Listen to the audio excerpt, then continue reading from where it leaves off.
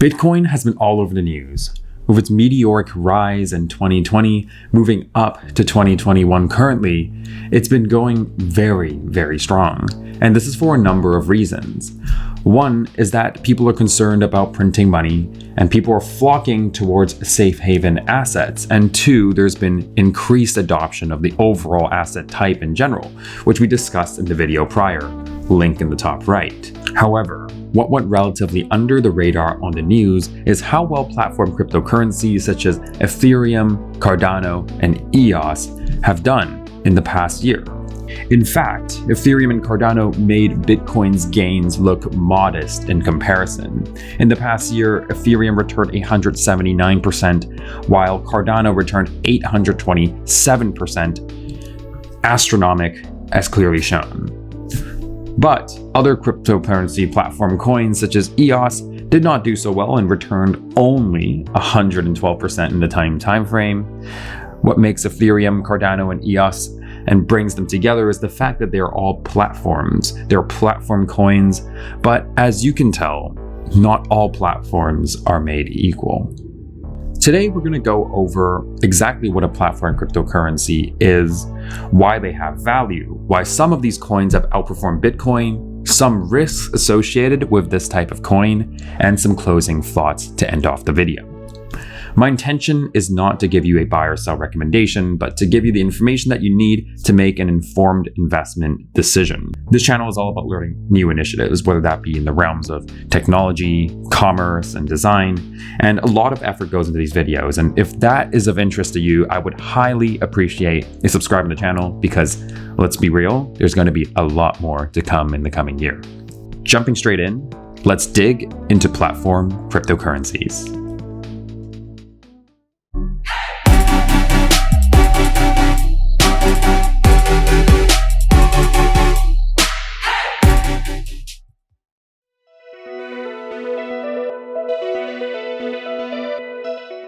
According to masterthecrypto.com, there are three main types of cryptocurrency coins. One being the coins that are used as a store value with the purpose of being money, such as Bitcoin. Second are the protocol coins with their custom blockchains for which decentralized applications or dApps can be built upon. And three are the tokens, which are the dApps that we aforementioned that rely on a blockchain platform to operate. Examples of such decentralized applications include Omisego, 10x, and 0x. These are coins built on top of a platform. Now to reiterate, this video is going to be focusing on two protocol coins with their own custom blockchain solutions for which decentralized applications can be built on top of. What's really special here is that many of the leading coins you see on CoinMarketCap are built on top of platform cryptocurrencies such as Ethereum, Cardano, and EOS. I like to think about that as these coins acting as an operating system, such as Windows for Microsoft Office, Adobe applications, and YouTube that can thrive upon. Now, in a very similar light, using Ethereum as an example, decentralized applications such as Omisego, 10x, and 0x rely on Ethereum's network and protocol capabilities to carry out their missions. Now you can start to see, just like an operating system, what a platform cryptocurrency is, how it's unique, and how it plays a very integral role in the overall development of the cryptocurrency landscape.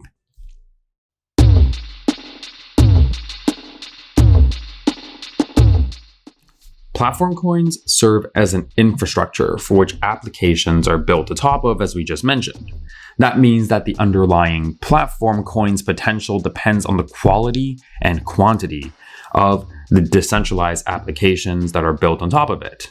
Taking a look at several examples of major blockchain protocols, each blockchain platform coin has its own consensus mechanism, its own speed, programming language, and current number of projects. As you can see, Ethereum is a major step up from competing coins at the moment due to its huge community and support, despite its network speed lacking in comparison. Each blockchain platform coin has its own merits and downfalls, which you should dig deeper into to decide which one fits your investment thesis the best. I will provide a link to a very well-written Medium article comparing EOS, NEO, Cardano, and Ethereum on how they can coexist, how different their value propositions are, and the future roadmap ahead for these high-potential platform coins. For your information, the number of platform coins that exist are far-spanning, far beyond the 4 that we mentioned in this comparison table. So what I want to emphasize is that it's extremely crucial to do your own research on the coins of interest to make an ultimate informed decision for your personal portfolio.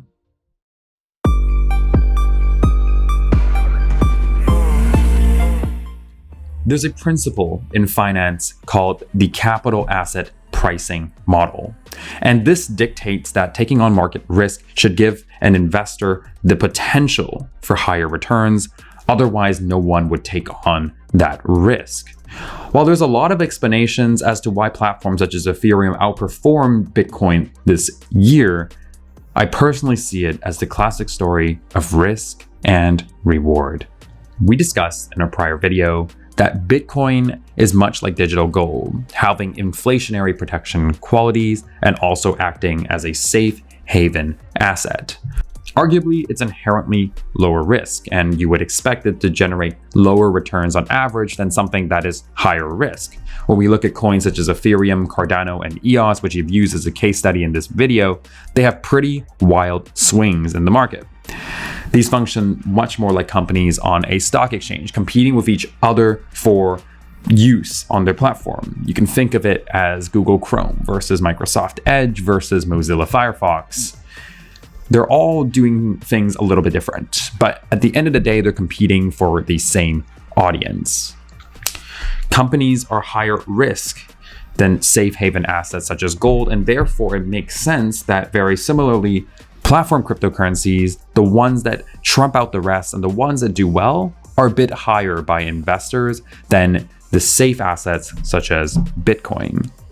Of course, speculation is a huge factor driving this market right now. No one knows exactly why Ethereum and Cardano did better than Bitcoin, but the sentiment is that people believe in the existence of cryptocurrency protocols as well as store of value coins. There's a reason why there's one type and the other.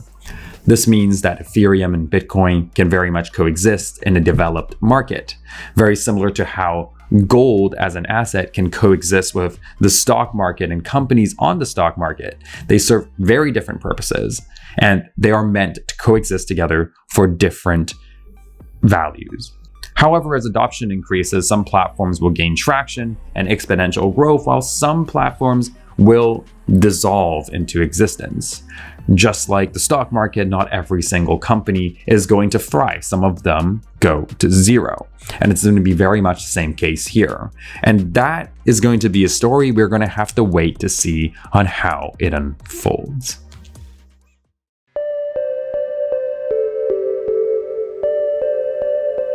As we discussed how risk and reward works, and as we continue to mention exponential growth potential, there is also the potential for exponential downturn. What goes up can always come back down. The reason why I chose Ethereum, Cardano, and EOS to represent the landscape of platform coins. Bringing up the 1-year return graph again, we can clearly see that EOS, although increasing over 100% in the past year is fantastic, underperformed Bitcoin and Ethereum returns as very dramatically shown. As compared with companies traded on the stock exchange, a company is very much susceptible to its own internal idiosyncrasies and what we would call internal risk. EOS as a platform coin over the years has not offered the same level of risk and reward potential, and this is for good reason. EOS aims to be a technology with all the features of modern cryptocurrencies, such as a smart contract functionality like Ethereum, high transaction capabilities like Nano, and also easily buildable infrastructure for decentralized application development. However, as it stands, EOS does not have a working blockchain platform, and it's also raised billions of dollars through initial coin offerings in this time frame, leading investors to speculate that this coin is severely overvalued.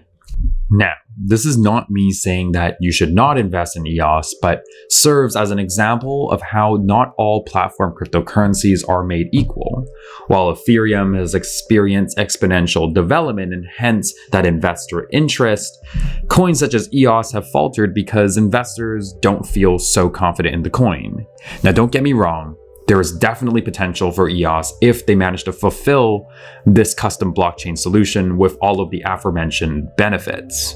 But this, again, goes to the mantra that you should be doing your own research. You should be investing in coins that you personally believe in, because at the end of the day, your portfolio is under your control. And same for platform cryptocurrencies, same for choosing different companies you want to invest in. Know your company, don't invest in things you don't know. And there are always risks to whatever you put money to.